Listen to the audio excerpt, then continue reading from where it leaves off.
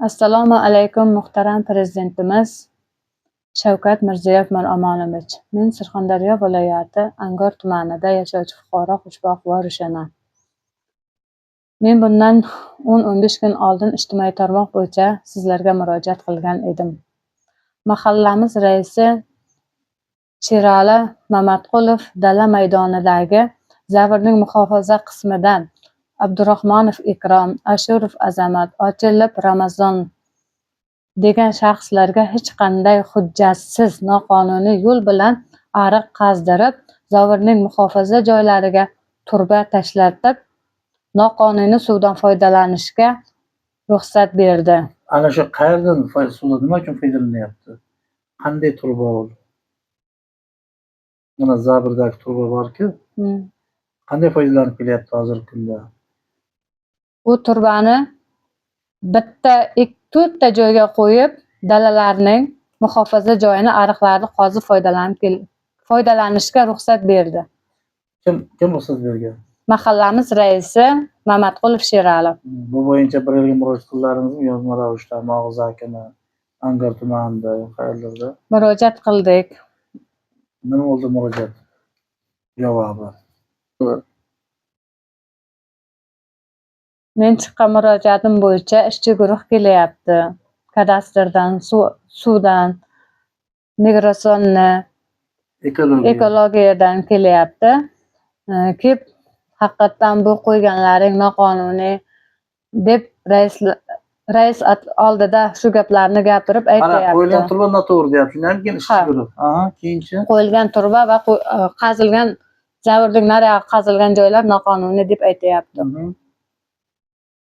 Ishchi guruh noqonuniy deb aytgandan so'ng mahallamiz raisi Mamatqulov Sherali ekologiyada ishlaydigan ishchi guruhni nariyoqqa borib, qo'ltiqlab olib borib gaplashib qaytib kelyapti. Kelgan tashkilotlar hammasi noqonuniy bu ishlaringiz deb aytayapti. Mahallamiz raisi Mamatqulov Sherali shu gaplashgandan keyin noqonuniy degan tashkilot a'zolari ham indamay qolyapti.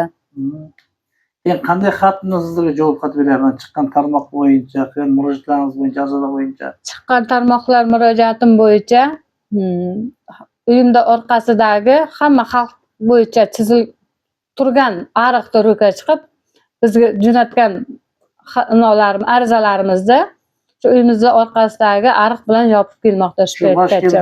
Ariq, shundaymi? Ha. Lekin turbani aytmaydi. Javobda turbani yozmaydi. Zavirning muhofaza joyi qazilganlarini, qo'yilgan qo'lbola 3 ta 4 ta qo'yilgan turbalarni aytmaydi. Keyin ishchi guruhga shu joylar ko'rsatmayapsizlarmi turbalarni? Ko'rsatyapmiz. Kelgan hamma ishchi guruh noqonuniy, haqiqatdan ham noqonuniy deyapti. Turbani? Ha, raisimiz noqonuniy bo'lsa ham baribir men to shu ishdan ketgunimcha olib tursin. Keyin nima qilsalaringiz qilasizlar deb men baribir noqonuniy bo'lsa ham shu fuqaroga olib beraman deb turibdi. Shu mahalla raisi noqonuniyligini biladimi? Biladi, dalolatnoma tuzib bergan noqonuniyligi haqida. Dalolatnomani kadastr bo'limi agentligidan bir fuqaro telefon qilib, "Opa, bu dalolatnomangiz to'g'ri haqiqatdan. Bu dalolatnomangizni mahallangizga olib borasiz" dedi. Men mahallaga telefon qilib, "Qayerdasiz?" shunday deb olib kelaman desam, mahalla raisi "Men ko'chada ishdaman" dedi. Uchastkovoyga telefon qildim. Shu bo'yicha sizlar qaror ekansizlar, sizlarning vakolatlaringizga kiradi ekan. Kadastr agentligidan aytdi.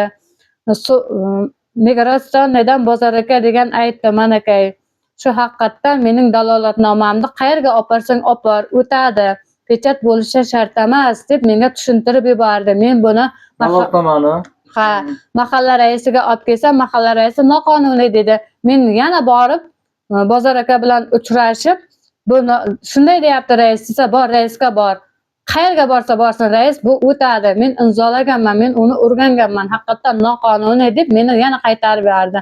Men raisga telefon qilsam, men ko'chada, men o'rda, men bu yerda rais bilan gaplasha olmadim.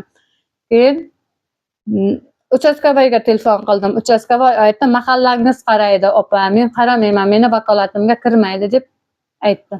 Mahalla nima deydi? Mahalla raisi keldida, noqonuniy bo'lsa ham men baribir shu fuqarolarga suv olib beraman deb aytib o'tiribdi. Men mahalla raisiga shu 16 yildan beri doimiy shular ko'chib kelgandan beri foydalanayotgan ariqdan pulni suv kelib hozirgacha огородlarni suvlab foydalanib kelyapti shu qo'shnilarimiz.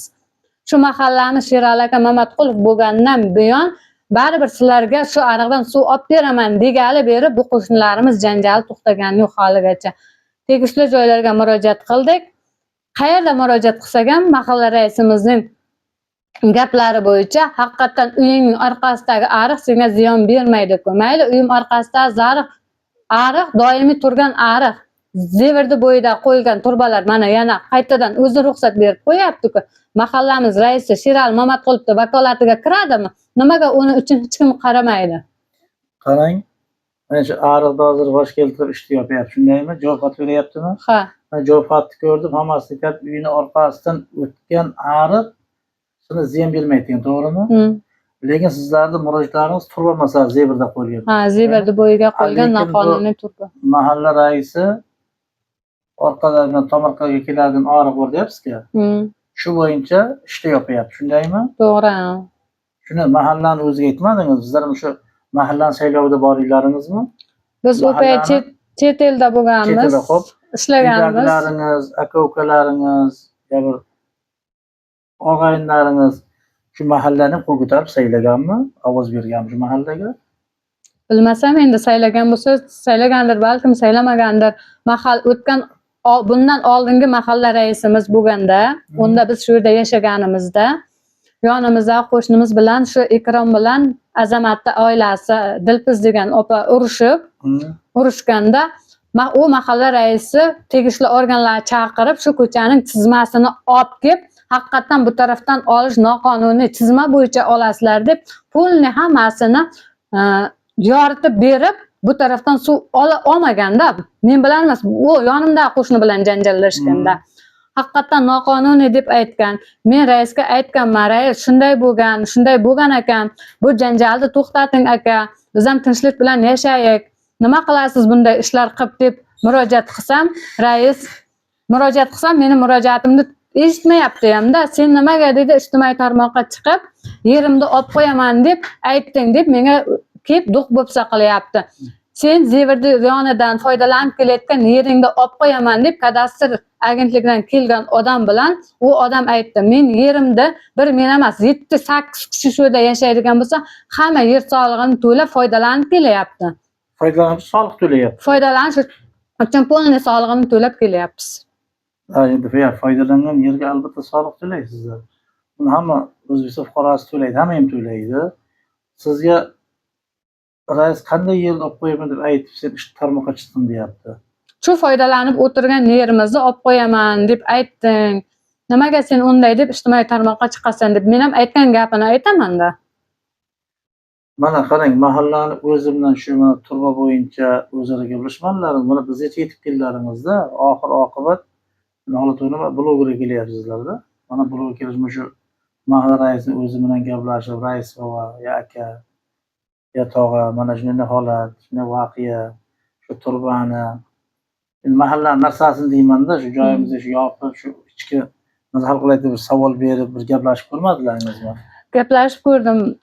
O'zi bilan betma-bet gaplashmadik. Bugun men u yerda, bugun bu yerda. Men chaqirsam kelmaydi, ular chaqirsa birdan yetib keladi mahalla raisimiz oldiga tushib. Men chaqirsam biron marta kelmagan.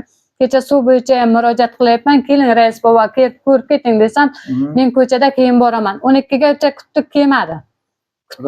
Rais kelmadi. Rais aytayapti, telefon orqali murojaat qildim. Nima qilasiz shunday ish qilib, shu vaqtgacha bo'lmagan-ku, tizmalarni olib kelib ko'rsatib, oqilona yechib bering desam, men shu yerda to ishlab qachon raislikdan chiqib ketganimcha bular baribir suv oladi deb turibdi. Albatta shu gapni aytadi. Qarang, bugungi murojaatlaringiz siz kimga yo'llamoqchisiz, aytinglarni? Bugungi murojaatim prezidentimiz, muhtaram prezidentimiz Shavkat Mirziyoyev Miromonovichga, Surxondaryo viloyati hokimi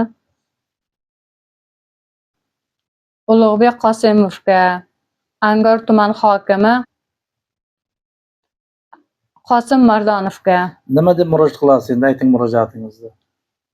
Qonuniy o'rganib chiqsinda mahallaga ham, qolgan fuqarolarga ham tegishli tuzmasini olib kelib ko'rsatib, tegishli choralarni ko'rib, qonuniy ijobiy hal qilib berishlarini so'rab qolaman. Qarang Ro'shana, biz mana bu videomizni endi ijtimoiy tarmoqqa qo'yamizda, YouTube kanallarimizga qo'yamiz, boshqa qilamiz, tarqatamiz, Facebooklarga. Rozimisiz? Roziman. Hech qanday e'tirozingiz yo'qmi? Yo'q e'tiroz. Erta bir kuni men noroziman, men qarshiman, ruxsat berganim degan gaplar aytmaysizmi? Yo'q. Nima biz chiqaraveraylikmi? O'z og'zingizdan ayting. Shu mana shu ijtimoiy tarmoq videoni chiqaring deb ayting agar rozi bo'lsangiz. Roziman, chiqaravering. Hech qanday e'tirozingiz yo'q Yo'q. bizdan. E'tiborlaringiz uchun rahmat.